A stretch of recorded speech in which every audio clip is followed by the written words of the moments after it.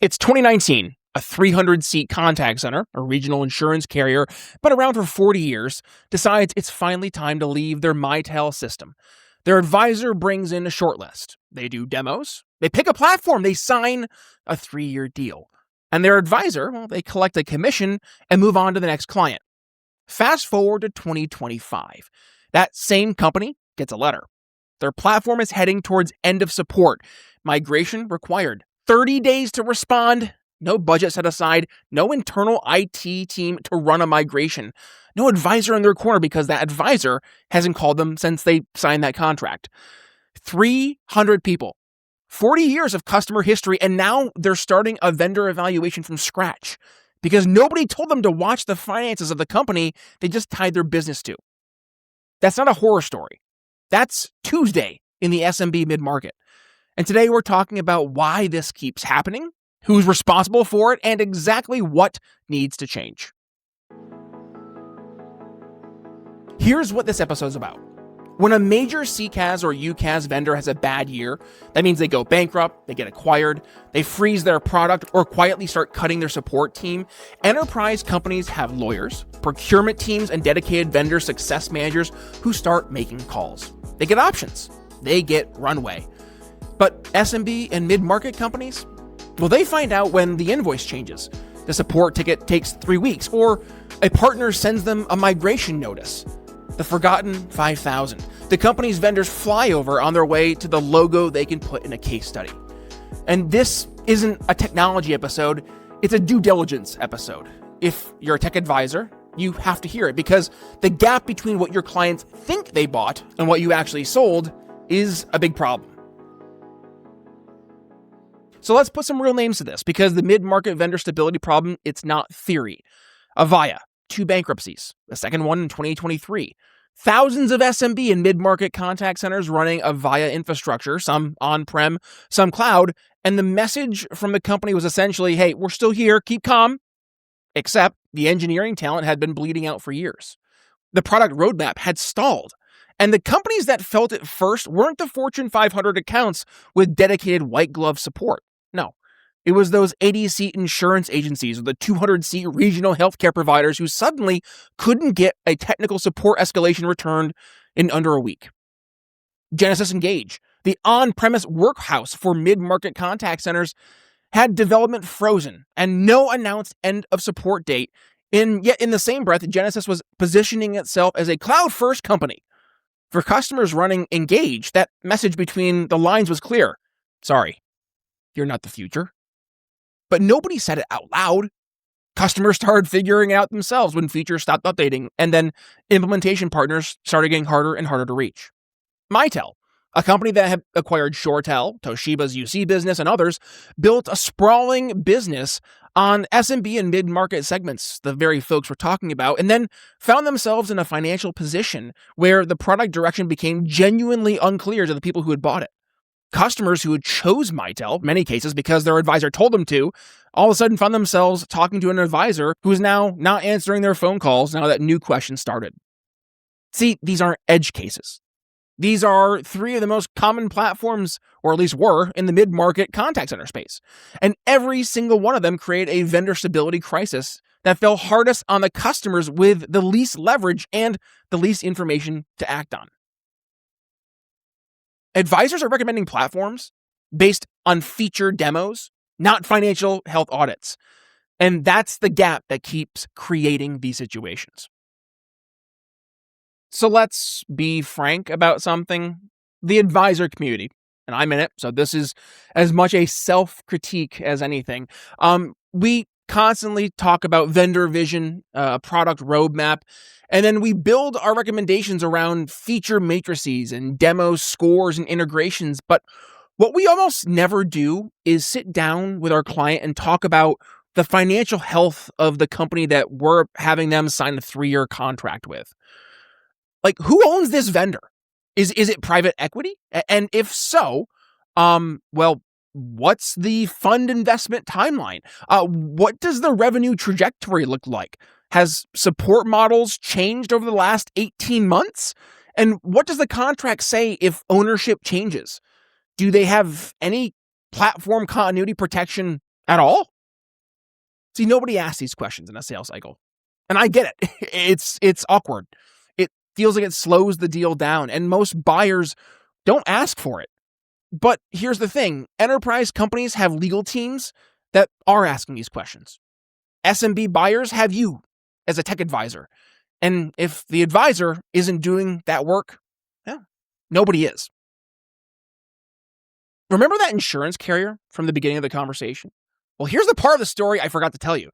The platform they were on had been acquired by a private equity firm 2 years before they signed.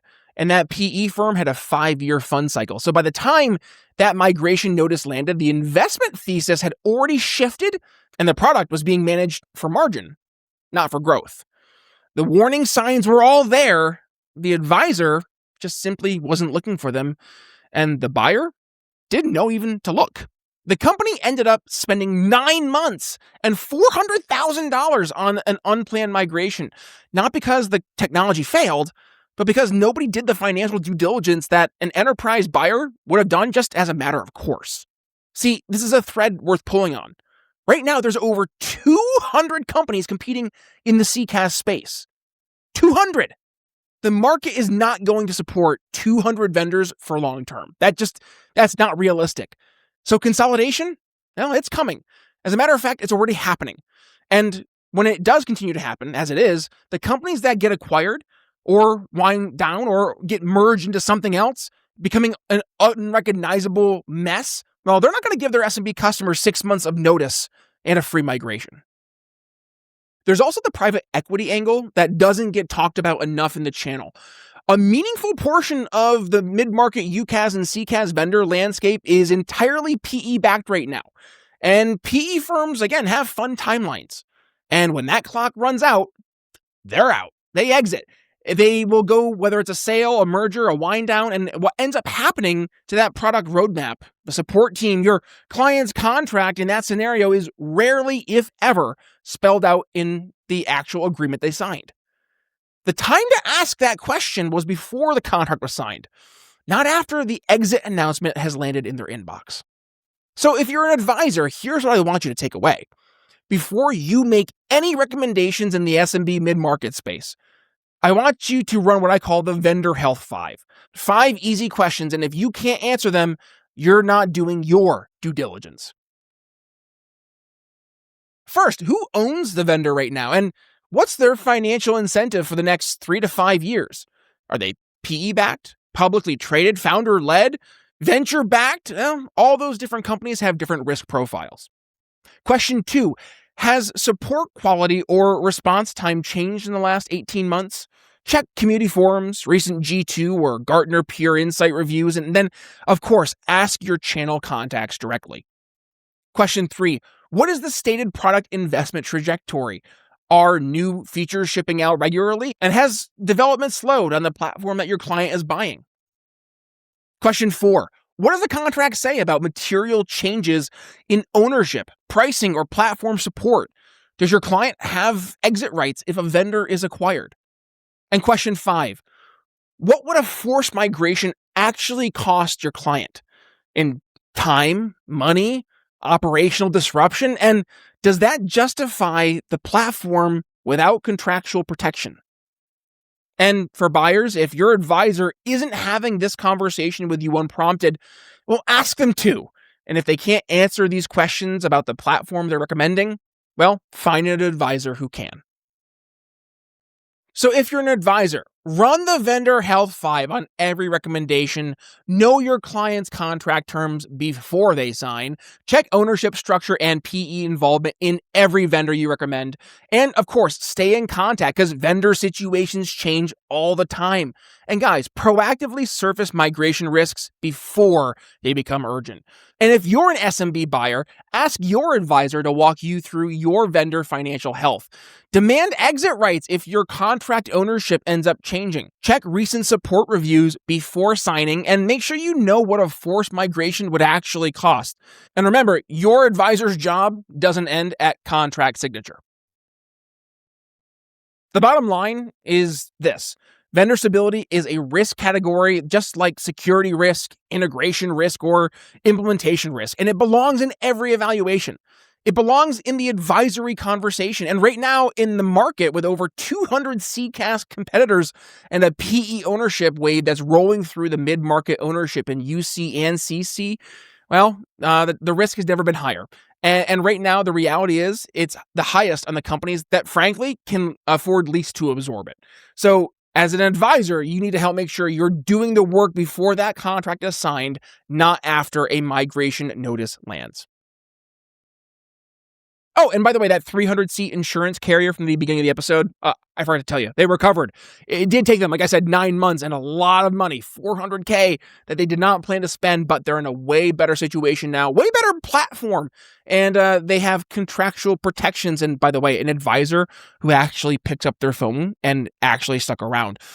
See, that right there, that's the outcome we're aiming for. Front load hard conversations so your clients don't have to have those hard conversations at the worst possible time.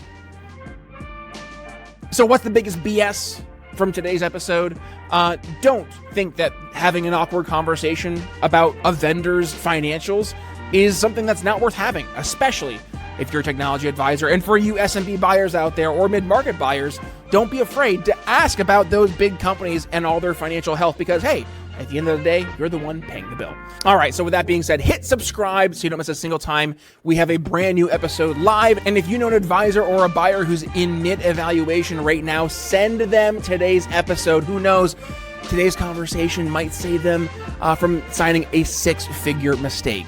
And by the way, if you want to connect, go ahead and find me over on LinkedIn. You can find me at Brian Nichols Sales. And with that being said, thank you for joining us on today's episode of CX Without the BS.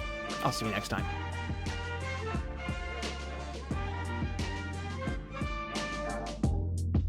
If you operate a multi-location business like restaurants, retail stores, grocery chains, or franchises, managing phones across locations should not be complicated. But for many operators, it is. Inconsistent systems, confusing bills, and vendors who disappear when problems show up. Level 365 simplifies business communications across every location with centralized control, reliable performance, and real human support. No long-term lock-ins, no surprise fees, just a phone system that scales without the headaches. Learn more at level365.com.